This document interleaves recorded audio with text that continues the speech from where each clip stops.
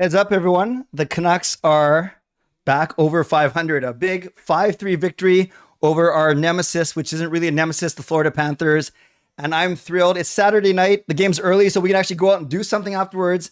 But more importantly, I'm thrilled because I'm with my two amazing co-hosts from Game Over Vancouver. I am Clay Imoo. I'm Canuck Clay right here on YouTube. And beside me, I have who? I'm Kaja. Hey, Kaja. I'm another host. And where can people follow you on Oh, social? yeah, I'm at Real Kaja Mae Awesome. on Twitter and just Kaja Mae on everything else, pretty much. Awesome. Love it. And next to you, Sam. I'm Sam. You can follow me on Twitter at Samantha CP_. Awesome. Well, welcome everyone and welcome to this show. This is Game Over Vancouver style, and this is one of a few shows going on across the network tonight on a very busy night in the NHL. 30 teams playing 15 games. And if you're new here, you are most welcome. We do this after every single Vancouver Canucks show, Vancouver Canucks game, and this is called Game Over Vancouver. So before we get going, why don't you hit the subscribe button right here on SDPN so you not only get Game Over Vancouver, but you get all 7 Canadian shows. Then you can hit the notification bell so you actually find out when we're actually streaming, and like the video while you're here. Like the fact that Canucks won 5-3. Like the fact that Quinn Hughes is a beast, and we're going to talk about that in the second segment. And like the fact that we are here after the Canucks survived another brutal period. It wasn't the second period though this time. It was the third period. So we have so much to talk about. But yes, we are glad that you're here, and get going in the chat. But save your questions. You can keep talking. You can answer your own questions or each other's questions, but we will get to your questions in our third segment of the show. And that was when we do our SDPN Game Over presser. So Sam, let's start with you. I'm not sure you got to see the whole game, some of the game. I know you're a busy parent right now. What were your impressions of tonight's game, and did it kind of go according to what you expected? Uh, no, it really didn't. I think what I said the last time I was on was last weekend with Dennis when we played the second game against Edmonton, and I said that they were going to go up 3-0 against the Flyers because I thought that was a reasonable take, and that they'd then lose the 2 games in Florida. So no, nothing about tonight went the way I thought it would. I thought that for me, I thought the standouts were Quinn Hughes had a spectacular game again, and I thought the Canucks had an exceptional second period, which I don't remember the last time that they had an exceptional second period. Game 1, maybe. That's it. Game 1. Yeah. Yeah. Yeah. Okay. So they wound up where you thought they would, 3-2, just not in the order at all that you expected. Definitely not. Okay. How about you? Thank you, Sam. How about you, Kaja? I really didn't think that we were gonna get out of this game alive. Um, you guys don't see this part, obviously. We did a tech check between the second and third period. It was 3-1. I said I was the only one that said I had no faith in this team. And then I was right, because then there was 3-3. I missed the 4-3 goal because I was actually looking for my Panthers ears. But yeah, we win 5-3. I said 4-3 in overtime. A little disappointed, you couldn't have waited just a little bit to make me right. Like there's so much little going for me being a Canucks fan. Can you just give me this one thing of satisfaction? Yeah, and yes, I would just say real quick, Kaja, and I'll let you finish. But Game Over Vancouver viewers, I'll take you a quick peek behind the curtain. We do test our tech in the second intermission just so we can kind of get to you as soon as we can after the buzzer. And I know it was a good day because Sam actually predicted that the Canucks were going to hold on to this victory, and it was Kaja right there in the middle who said, "No way, it's going to go 4-3." She didn't say who would win. So of course, when it was 3-3, we got a nice little text from sweet Kaja saying, "I told you so." So sorry, Kaja, please finish your answer. Sorry about that. I just want to get that in there. Yeah, no, all capitals. I told y'all. I was very confident that we were not going to get out of this game. Maybe it's because I was really tuned into the finals last year, and obviously Matthew Tkachuk. Yeah. For tonight, I thought it was a great game from the Canucks. Mm-hmm. Kind of. We saw the fall off in the third period, which was reminiscent of early last year, which isn't great considering how last year started. I understand, we're on a weird road trip to start the season. No one wants to go to Pennsylvania. Mm-hmm. And we get shut out by Philadelphia, which is honestly despicable. It's even worse thinking now because Tortorella's their coach. That just makes it 10 times worse. Yeah. And Anyway, I'm with you. You never want to lose to a Tortorella team for sure. So I got four or five quick hits I want to get to, and I love your opinion on most of them, you guys.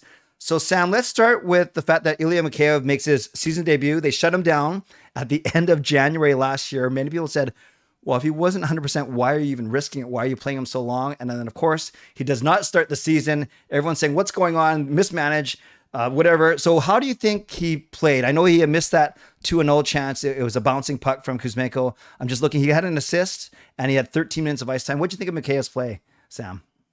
I thought overall he looked good. Like I thought that he stepped into that line with PD and Kuzmenko nicely. He gives them an element of speed that they haven't really had all season. And I thought that they, for a first game together and for a guy who hasn't played in that long, I thought they gelled pretty nicely. Mm-hmm.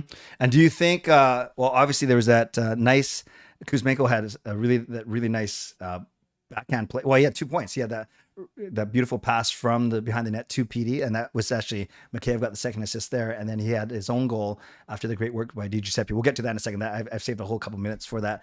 How about you, Kai? Do you think that not only is it going to be good for Mikheyev's game, obviously to get, and good for the team, but maybe kind of have a spin-off effect on Kuzmenko as well? that was actually my whole point. I was thinking of Mikheyev's back. Oh, Kuzmenko's actually doing stuff tonight. I feel like that was like the final kick. I don't want to say kick in the butt, because that's just not, I mean, it's kind of the right wording though. Like, you're playing with Elias Pettersson, and yes, he's a very good player. At the same time, if your other winger is Connor Garland, you're not going to have you're not bringing the same talent to that. Kuzmenko needs the speed. He needs somebody to keep up with, or somebody to keep up with him, somebody to keep up with, somebody, obviously the bouncing puck was a missed chance, but at the same time, Mikheyev hasn't played a game since January. Like, I feel like that, you don't have to fault the guy for missing a puck in his first game is in 10 months. Great point. And Rick Talker did say he was going to ease him in first game since January. So he only played 13 minutes, which makes a bit of sense, but he was noticeable. Sam, isn't it interesting? As soon as you bring Mikheyev in, it just shows, because he's a top line player on this team, it just, it moves everyone down, maybe to the proper spot. Now you have Garland playing with Beauvillier and Suter on a third line, as opposed to Garland on your first line. And now you have a really mucky-muck fourth line of Lafferty, Studnicka, and Joshua. So the lines kind of look a bit more normal now. Would you agree with that? Yeah, I think that's right. Yeah. It'll be interesting to see how that fourth line holds up over time. Yeah, Studnicka had a great game, I think, earlier in the season. I know Lafferty had one. They have their moments. Actually, it was the third line that seemed a little bit invisible to me. I'm Beauvillier, I just don't know if he's got confidence right now, or Kai, what do you think Beauvillier's game is? What is he good at? And I'm not being sarcastic. When he's good, what is he good at? Sorry, I want to jump in quickly. I literally forgot he was on this team. Like, I saw someone tweet about him the other day, and I was like, I literally forgot he played. Well, that kind of makes my point, but thank you, Sam. Kaya. He's been invisible. He was known in Islesland. It was said a lot when he was traded for Bo, Captain Bo, apparently. That was a tweet that I think got deleted, but it might still be up. Lost my train of thought dissing Bo Horvat. Where was I? Okay, yes. Beauvillier. Back to our Bo, yes. Back to our Bo that, still is on our team and doesn't have a contract that will age terribly. I do think that, he's been pretty much invisible. It was said that he was streaky and all that kind of stuff, and being streaky, I said this on the Lightning stream, and I'm going to say it again, being streaky on the New York Islanders, like, how is that possible? They don't score anyway. Yeah. They would not. Streaky, they would not know a streak if it hit them in the head. That's true. Or if they went streaky. Exactly. Streaky is like your streak is scoring 2 goals in like 10 games. Like, that's a streak for the New York Islanders.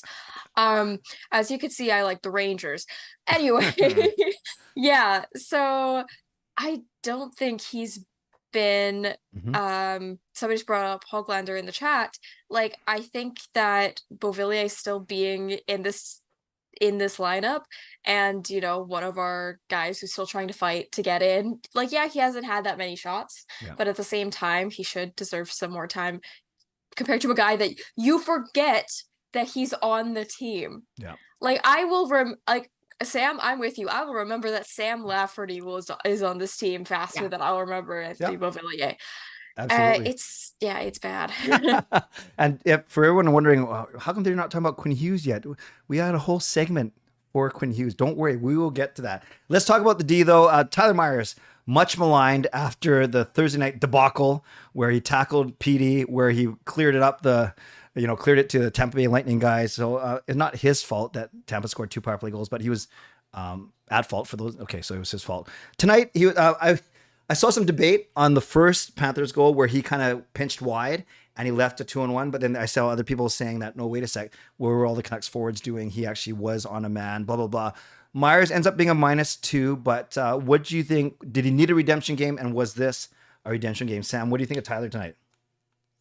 I mean, look, it wasn't as bad as the other games preceding this one, but it was still not good. Yeah. And I didn't think that after the last couple of seasons that he could get worse. Yeah. But he has been truly like atrocious this season. Like I think even the people who have been the most generous and supportive of Myers over the last couple of seasons have kind of hit the end of their rope with him. Yeah. And guess who had the fewest minutes of the 6 defensemen?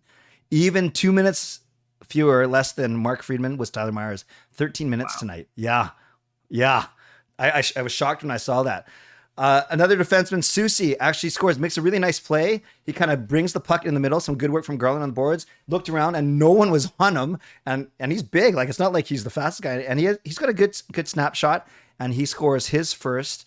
So at least we get some offense from our back end. Kaja, talk to me about your impression so far of our newcomers, Susie and Cole, just both tonight and overall. Susie, I think he's a good addition. Obviously, he missed some time at the beginning. Yeah. I think he's fit well into the team. You know, they're still working out D pairings. That's always going to be a constant until, we sign Chris Tanev again in the off season, and he's Quinn Hughes' paired defenseman for the rest of their career. I'm on this train. I haven't forgiven Jim Benning for anything. No, really? yeah, no, really. You're gonna have to see more of a sample size from him, obviously. We're only 5 games into the season, but I think we do have a good sample size of Ian Cole already. Mm-hmm. And I don't love it. Yeah. Basically, him on the same pairing as Tyler Myers, the aforementioned infamous Tyler Myers, they're my worst nightmare. Yeah. They are my sleep paralysis demons. Those two, I would not let them defend a crumb of banana bread in a cafe while I went to the washroom. I would not let them defend anything, okay? Yeah. And they're supposed to be our second pair that we're giving $9 million total to. Right. Yeah, I know I'm like ragging on Myers a bit there, but I haven't been impressed with Ian Cole so far. Thankfully, he's only signed for 1 year. But and that's the thing, you guys, because when they signed him, I really thought that, I know he's a lefty, but I really thought that he would fulfill the Luke Shen / Chris Tanev role. Reliable, veteran, stand up for your teammates. And I had all these visions of Hughes and Cole, then Susie and Hronik, and then Myers and whoever, insert name here, Brisebois, Willan, and Hirose. So I know Taka doesn't like playing lefties on the right and vice versa. So that's why we have Cole playing on the left side. And I have been disappointed because I actually was more excited about Cole than Susie, even though they gave the longer contract to Susie. So Sam, do you think what we see is what we get in Cole, or do you think just like Susie, we got to give a bit of a leash to because of a small sample size? Do you think Cole will round into his game, or is what we're going to have for this entire season? I mean, he's got, like Kaja said, Susie started a little bit later. So there's a little bit of a bigger sample size. I think watching Ian Cole over the last few seasons, this is maybe the most negative take I've had all season, is I think what you see is what you get. Yeah. And so it's not good then. I have never been a huge Ian Cole fan. That's fair. Let's talk about 2 more things. Casey DeSmith, undefeated on the season. He has 2 of our 3 wins. And what'd you think of his game? Can I say something that I've noticed is a pattern for the Canucks? I would love you to say something. Why is it they're only decent at defense when Demko isn't in net? That happened with Halak 2 years ago. That happened last season. That kind of last season, but it happened this season. I was thinking earlier, I was like, why are we like winning more with DeSmith than Demko? Is because they kind of like take their foot off the gas. I feel like the entire team does with defense. Like, I'm blaming everybody here. It's a collective responsibility. You should all be shamed. You're leaving your goalie out to dry, but it's just Thatcher Demko. Like, you're fine defending, like you should be, because that's your job. You're fine defending when it's literally anybody else between those pipes. You could dress Bruce Boudreau up and put him in between those pipes, and they'd still defend better than they defend their actual starting goaltender. I kind of like to see that, It's actually. because they think that when he's in net, they don't need to play as well. Like, just because he's an all-star doesn't mean he's unstoppable. Doesn't mean the pucks are I tried to say unstoppable, and I realized he's the one stopping the stuff, so you want him to be stoppable. Yeah. It's very convoluted. We rely on Demko too much. Yeah. I think that it is showing in how that, yes, we've won twice with DeSmith against, do I want to call the Oilers a decent team? Against all right teams. Yeah. Teams that should be decent. Right. Should be decent. Yeah. Asterisks. Like Florida, Eastern Conference champions, President's Trophy a couple years ago. Mm-hmm. Yikes. Yeah, no, for sure. And the thing is, I think psychologically, I've never played hockey at a high level, but even in my roller hockey, as soon as we don't have a real goalie, or as soon as there's a backup goalie in there, psychologically, you're right, Sam. You play, whether you think of it, you relax a little bit when your starter's in, or conversely, you play harder when your starter is not in. Yeah, it's kind of fascinating how that works. And DeSmith, I think the only goal that I did, the second goal, the rebound was a little bit generous. The third one, I think Hronek erroneously thought the puck was going to go wide, and he left the middle wide open. Maybe DeSmith wants that back, but I'm not going to fault him. He made some really, really good saves. Florida, they just came and rushed us. So I want to talk about the third period real quick versus the second period, the bad third period, and then I want to talk about Oyo and Forsling, and then we'll move on to our own good defensemen. So we got through the second period pretty much unscathed. In fact, we were doing better in the second period. We got up 3-1, and that second period has been our Achilles heel for the past 3 games. And then boom, we get rocked in the third period. I think it's 17-4 or whatever. Sam, what were you thinking? Were you, as the goals started to come for the Panthers, were you scared that we were going to lose, or did you have confidence? And just why is a team like us, with great players and some good leaders, we hope, why are we so fragile, and why do we go crazy for like 20 minutes a game, whether it's the second or third period?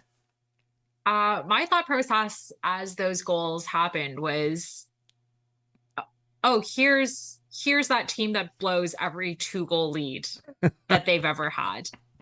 Followed immediately by, I should not have said they were going to win this game. And Kaja was right.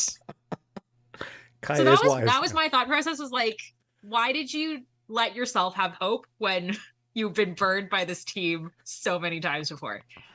And that's like, that was what that third period is. And it is like, to your point, it's frustrating that they can't, when you see a period like that second period, or you see a game like the first game they played against the Oilers, and you see what they are capable of. Yes. It is frustrating that they cannot put that out consistently, and that they can't play a 60-minute game.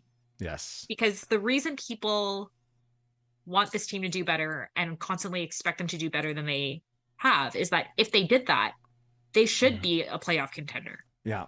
Yeah. And it's just that consistency for the last couple of years is just not there. Yeah. Yeah. Great point. And Sam, just completely unrelated, but I'm really curious. And I could ask you this. Don't worry. I'm not going to embarrass you. When you watch a game, when they score, when they go up 4-3 and Kuzmenko gives us the lead with 5 minutes left, I'm just curious. Do you fist bump? Do you stand up and cheer? Do you start F-bombing? Like, what do you do? Yell at the TV. Like, I generally yell at the TV while I watch games. It's less since we had a baby, because it kind of scares her. But yeah, I do.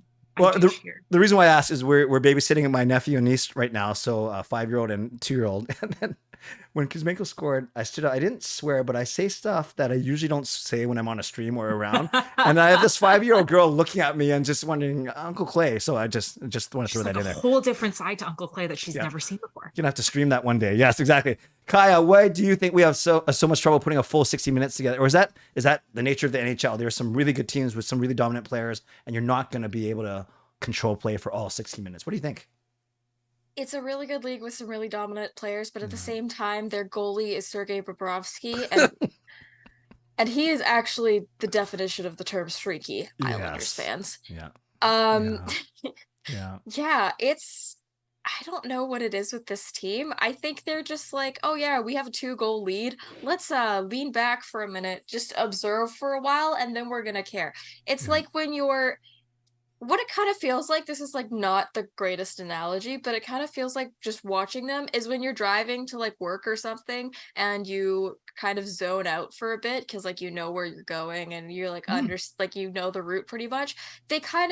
They know where, it seems like they know where this is going, though most of the time they do not. It seems like they know where this is going, so that, you know, kind of strolling leisurely through, and then somebody, you know, cuts in front of them and they're like shocked back awake and it's 3-3 and they have to, you know, regain the lead. I feel like that's kind of where they're at. Right. Not playing a full 60 minutes. I get it. It's a long time.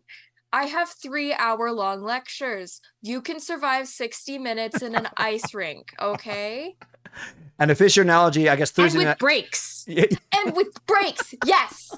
Thank you. Yeah, you guys are strong that way. Yeah, I guess to fish your analogy, on Thursday night they would have crashed that car and not got to work, but today they kind of avoided an accident and made it there eventually. Is that fair to say? Yeah, that was my commute to work this morning. So, all right, last thing, and then we'll talk about Quinn Hughes. Let's talk about the 2 Florida defensemen. Obviously, we traded Gustav Forsling back in 2015. Got I think it was Adam Clendenning for him, and now Forsling is playing on their top pairing because of their injuries with another former Canuck, Oliver Ekman-Larsson. Sam, do you have any feels? Do you have any like kind of not emotional attachment, but do you want Ekman-Larsson to succeed? Are you completely neutral? Do you not care? Like, how do you feel when you see OEL play now? I feel complete indifference. Really? Other than I thought it was incredibly funny that he scored on the Leafs the other night. The only thing I feel is relief that contract is not really our problem. Yes. Not really. Yeah. Okay. Yeah. So, yeah, you never want to use a buyout, but the Canucks, at least for this year, the effect is barely anything. It's in future years, but that's for another show. Okay. How about you, Kaya? When you see OEL, when you see DiGiuseppe, oh no, you didn't see this goal, but Sam and I did. DiGiuseppe single-handedly took down both of them behind the net and made the beautiful pass to Kuzmenko. When you see OEL, any thoughts, any lingering thoughts, emotions? I actually, before you said it, I completely forgot that we had Gustav Forsling and we traded him. Yeah. That was so long. It was 2015. That was 8 years ago. Yes. You were 8 years old. Yeah, I know. I was 12. Okay, fine. I was 12. I was a high school student. How dare you? How dare you? No. When it comes to OEL, it's weird because I know he was bad for us. I know. But like a toxic ex, I can't get over him. Yeah. I understand we're going to be feeling the pain of that contract for years and years and years to come. Probably longer than what most of the players are currently on this team going to stay for. But at the same time, good for him. You know, I feel like Florida and California teams are like the farm up north. Yeah. That's what they are for NHL players. OEL can coast in Florida. He can do whatever he wants, and he doesn't have to deal with me. I think, good for him. Honestly, he's scoring more goals than like most of our decor. He's putting up more points than most of our decor. I'm just assuming from what I've seen, people talk about it, because every time there's like a Canuck that does something that is no longer a Canuck, of course everyone's going to talk about it. Like we should have gotten rid of it. Rid of him, not it. He's a person. Yeah, he is. But he's a human being. He's a human person being. Yeah. But when it comes, the issues whenever the player is the contract, that's kind of what I think. with Yeah. this. Yeah.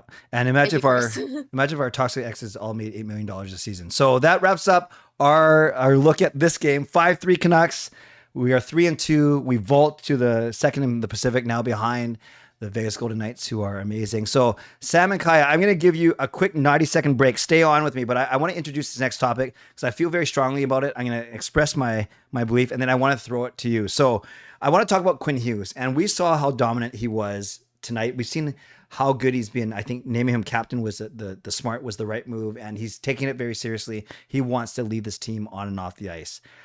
I've always talked to my show about, I love it when I see these league-wide rankings, whether it's The Athletic or Sportsnet or ESPN, whatever it is, because I'm proud of, I want the Canucks to show well. I want Pettersson and Hughes and Demko to show well in these predict the award winners for the end of the year, blah, blah, blah. And of course, the team hasn't done well, but we still have a lot of really good players. And naturally, I get very defensive. I get very protective. I want to know that our guys are being recognized throughout the league. So having said that, ESPN puts out a few days ago their top 100 players for this season, not in history, but for this season. And even in their disclaimer, they say they put extra weight on the impact that these players are going to have in the season. 100 players, you divide by 32 teams.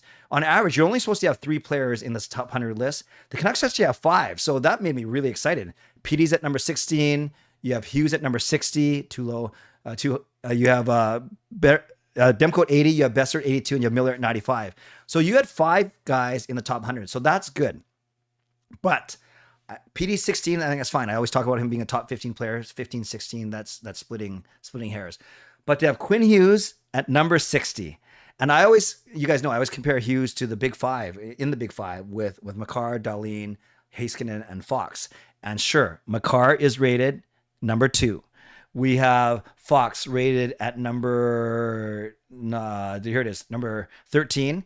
Then you have Dahlin at number 26, and you have Heiskanen at number 29. So the other 4 defensemen I talk about that I compare with Quinn Hughes, they're in the top 30, and then you have to go another 30, and you see Quinn Hughes at 60. So Sam, Kaja, I feel good getting that off my chest. I was hurt. I was upset. And then I don't just dismiss it. Oh, it's ESPN. What do they don't know? They got some smart people there too, like everywhere. So talk me off the ledge or push me over the ledge. How do you feel when you see a ranking like this? It doesn't have to be this specific one, but when you see Hughes compared to those other 4 guys, and we're not even talking about the Hedmans and the Yossis and the Dougie Hamiltons of the world. Is Quinn Hughes only the 60th best player in the entire league? I will listen. Seth Jones was above him. Sorry. I need deranged. Sorry. It's deranged. What advantage? Who is paying? How do they have the money to pay off ESPN? Because obviously they're doing that. How do they have the money in Chicago? Because look how much they're paying the guy that ranked higher than Quinn Hughes. Okay, so I know how Kaja feels. I'm mad because even as a Rangers kind of enjoyer, I do think that some defensemen in this league are very good. Quinn Hughes isn't better than Adam Fox. Personally, I don't think he's better than Cale Makar. Is that just because I'm kind of biased and I'm sick of hearing about Cale Makar? Yes, it is. But at the same time, Quinn Hughes is one of the better players in this league. Yep. One of the better defensemen in this league. To put him even below Heiskanen, I like Heiskanen.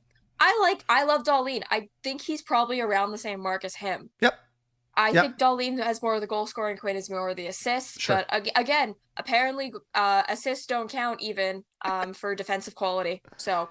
By the way, and Sam, just before I let you answer, not I let you don't need my permission, but they showed a stat on the broadcast. I don't know if you guys saw it. They said fastest, most assists since they come in the league. And Quinn Hughes was at 219, Adam Fox at 203, and then Cale Makar down at 183. So I'm not going to sit here and try and say that he's better than Makar or Dahlin or Heiskanen or Fox. But what I'm saying is he's right there with them. There's no way he's 30 ranks below them. But what do you think, Sam? I thought the list was unhinged. I'm generally a Canucks skeptic. I generally don't have very many nice things to say, but that list was insane. To rank Quinn Hughes at 60, you might as well just start with I do not watch the Canucks play ever. Ever. That is the only way you could have put him at 60, compared to the other 4 we've named. And look, I'm not going to say I think they probably started off neck and neck in their rookie seasons. I think Makar and Hughes were neck and neck. I think he's fallen off since because Makar is like leaving us. I'm not biased. Like they're both my teams. I think Makar is heads above the rest of them. Fox is probably the closest to Makar, but after that, I think it's a toss up. And I think for them to have put him that far behind, and especially behind Seth Jones, is one of the most egregious things I have ever seen. And like, let's not forget tonight, Kevin Bieksa said that he thinks at this moment Quinn Hughes is the top passing defenseman in the NHL. And I think there's like a good case to be made for that. And so to me, that ranking is embarrassing. Embarrassing for ESPN, not embarrassing for Quinn Hughes. Of course. And, Makar and Fox, they both are Norris Trophy winners, and the other 3 aren't, and that's fair.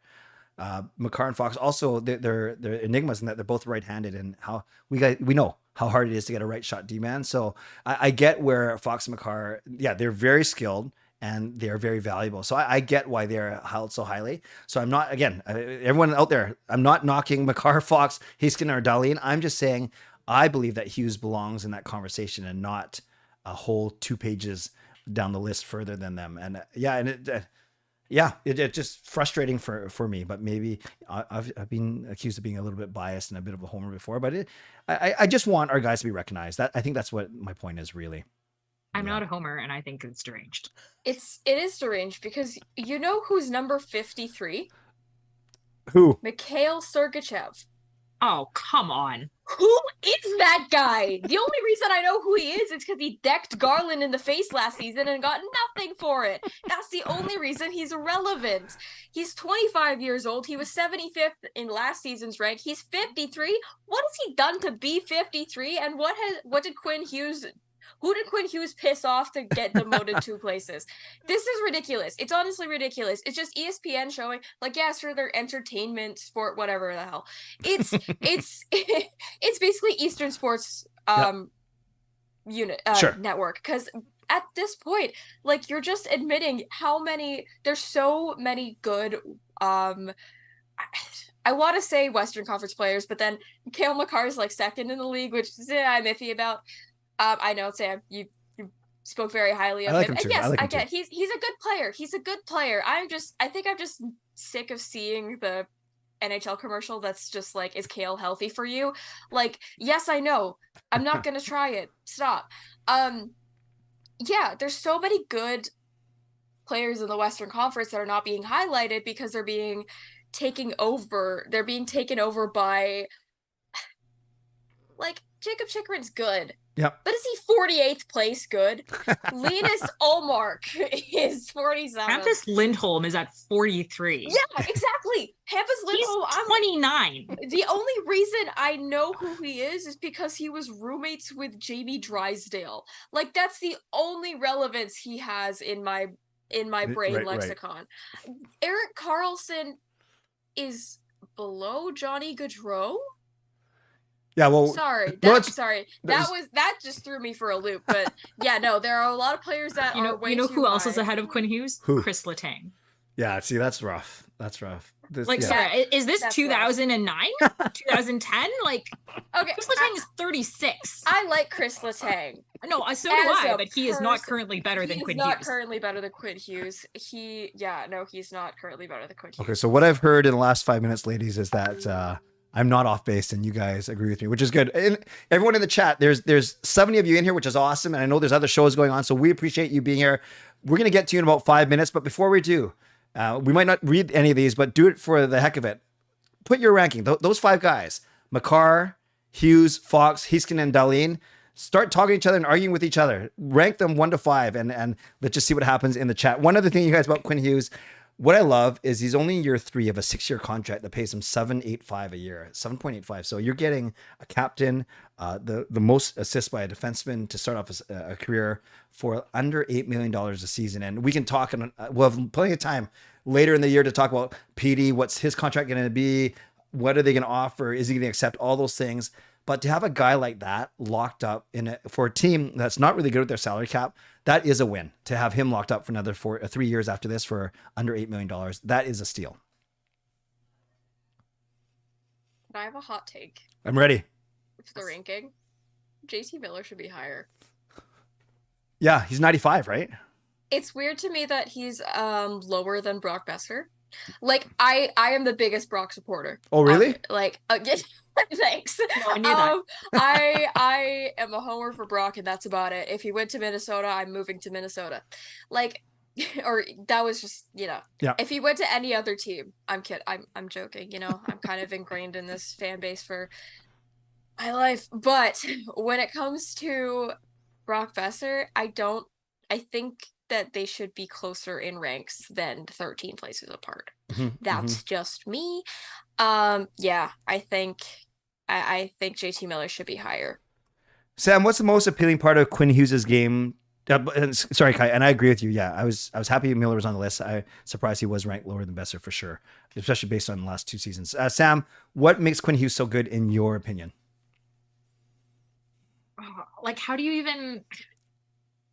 narrow it down to one thing? Obviously the vision and the hockey sense and the passing is just, I don't know that the Canucks have ever had a defenseman of that caliber. Yep. And he's just incredibly fun to watch. Yep. It's been, we talk a lot about the way players handle pressure. And he obviously took it upon himself last season to, I think, kind of become a spokesperson for the team. And frankly, I think handled off-ice issues a lot more articulately than I expected him to. Yep. I think so far, and granted it's early in the season, I think he's responded to the expectations of captaincy exceptionally well. And it's been pretty cool to watch. Yeah. Well said. Well said. You're right. There are a lot of things. And I'm surprised. I think opposing forwards that are trying to rush him at the blue line, they know that he's going to do that quick spin to his backhand. They know, but they can't do anything about it. Because if they try and anticipate that, then Quinn will just keep skating in the direction that he's going in and make them look really silly. It's a joy. Isn't it a joy to watch just when he has the puck at the blue line? I was going to say, like, he is definitely one of the better skaters in the NHL. Compared to, his other brother who happens to fall like every Devils game. I don't know how he does it, but Jack, please stay on your feet. At the same time, I do think, like, I do think, yes, his skating, he's mesmerizing going back on the ice. Like Sam said, he's taken the role of captain very well. Yeah. I will say that, yeah, just watching him exist on the ice is something kind of fantastic. And what you said about the backhand, like the opposing player is going to recognize it. They're going to know that he's going to do it. But at the same time, I can kind of think of Ovi's office and how no one ever defends him there, even though it's absolutely, that's the only place he ever stays. And he's been doing that for his entire career. Yeah. It's kind of like that. Obviously, Quinn Hughes has not played that many NHL games, has not scored that many goals, and does not have that many gray hairs. Yeah. But at the same time, I do think that, he's just, people haven't been able to read him yet. They haven't downloaded his moveset, as the gamers would call it. Sure. Yeah, Sam and I will have to take your, trust you on that one. What the gamers say. Yeah. So, and he's easily at least the 60th best skater in the league for sure. So everyone get your questions in now to the Game Over presser. We will take 5 or 7 minutes, answer 2 or 3 questions to wrap up this stream. Once again, I am Canuck Clay. We have Kaja Mae, the real Kaja Mae, not the, right? Or is it real Kaja Mae? It's real because I had an old Twitter account that I used Kaja Mae for. Yeah. But I had some One Direction stuff on there, and then even after I deleted it, it still showed up as that. So that's why I use real Kaja Mae. Fun facts. And Samantha, your actual X or Twitter handle is what again? @SamanthaCP_. At Samantha CP_. Beautiful. All right. Jaskarin says, Kaya, you and me have the same reaction to mostly everything, including Makar being overhyped. And I know Jaskarin has said that many times before. Fangirl asked this. I'll start with you, Sam. Are you nervous about the PD contract and the situation, how it might play out? I have a complicated answer. I have always been nervous about PD's next contract. I said when he signed the bridge that I hate when teams sign their star players to bridge deals, because in general, for players of PD's caliber, it does not pan out. Like, it made sense for Brock and it made sense for Quinn, but like for a player like Elias Pettersson, you knew that was going to end up making you pay him a higher amount over a longer amount of time. Mm-hmm. And they have not, the cap situation has improved. I have more faith in the way that they're handling it, but they are still in a massive cap deficit. Yeah. And he is on track. Pasatibola said tonight that he is on pace for 164 points this season. And like, I know they'll make it happen, but I don't know how they're going to pay this man what he is going to command on the market. Yeah. I think the ancillary drama of that Elliot Friedman leak about like, oh, the Canucks were actually also not super committed to him is completely absurd. Like, I think everyone saw through that as like, it's just an absurd proposition for them to be like, actually, we don't know if we're committed to our best player. Like, that's a ridiculous statement. Yeah. But I do think the thing I'm not nervous about is if he has a contract year, which I think, like, if he has an excellent year, he plays his contract year the way he will, and he's going to command the highest number, it can only mean good things for the Canucks, right? Like, if he plays to the level we all expect him to play at, and he's at the top of his game, like, I don't see them having a terrible season this year. No, that's a great answer. That's a well thought out neutral answer. I agree with you. I think that Friedman actually, I like what he says, but I think that one was a bit of a, I don't know. It didn't make sense to me. Kaya, question for you. From your biggest fan, Jaskarin. Could Quinn Hughes have a Norris Trophy on his mantle by the end of his career? By the end of his career, if Cale Makar retires in like 2 years, I think he could. This feeds back into the Eastern bias. I don't want to be that person, but at the same time, Colorado is in an earlier time zone than Vancouver. I think. Anyway, it took me 19 years to find out Vegas was in Pacific time. So there's that. I thought it was Mountain time, but I guess I'm wrong. Yeah. I do think he will be permanently second place. So or permanently second or third. So always the bridesmaid, never the bride, as they say. Exactly. Okay. That's what I think is going to happen, unfortunately, just because of, what he has to contend with in Makar. Unless Makar takes a complete dip, I, hope for like his sake he does it. But at the same time, I think he'll have to prove himself way more than, Cale Makar, who has the cup, Adam Fox, who went to the Eastern Conference Finals.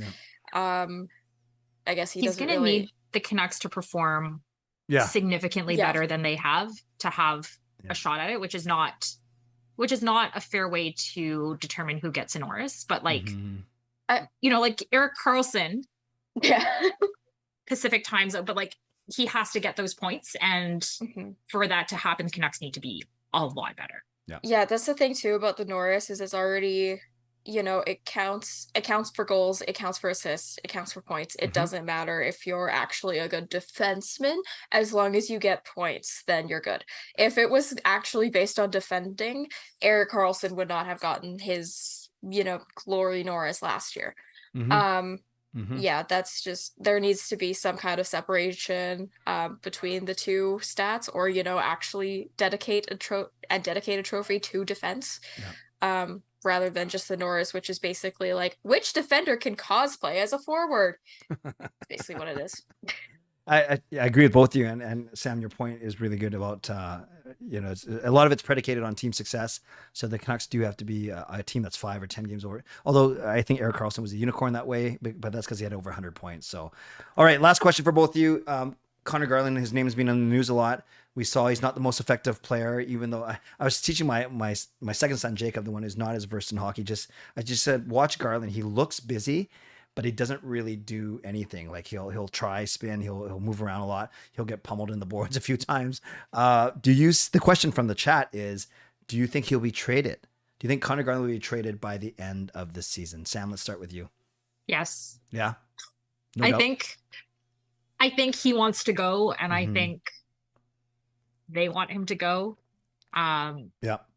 He's not bad. That's the thing, right? Like it's not a terrible fit. He's serviceable, but like, it's just, I don't know. There's something off about it. And it doesn't seem like he's particularly invested anyway. And they don't have a ton of movable pieces. So if they can get a good deal for Garland, and he should be the type of player you can at least get some decent return for. Yeah. And 4.95 over the next 2 seasons after this is not going to make it easy to trade him for sure. How about you, Kaja? What do you think? I want him traded. I've wanted him traded for years. This is my Wait, for years. He's only been here 2 years. Yeah, I know. I didn't like his vibe since the moment he stepped foot in IVR. No, just I think that yes, he was decent. Like when he started for us in 2021. He's serviceable. Yeah. Like what Sam said, he's serviceable. But at the same time, in order for this team to progress anywhere, we're going to need that cap space. We're going to need to get some kind of return that we're going to need to get some players that, aren't being paid 4.95 million or whatever to be on the 4th line wing. Yeah. We have too many wingers as it is.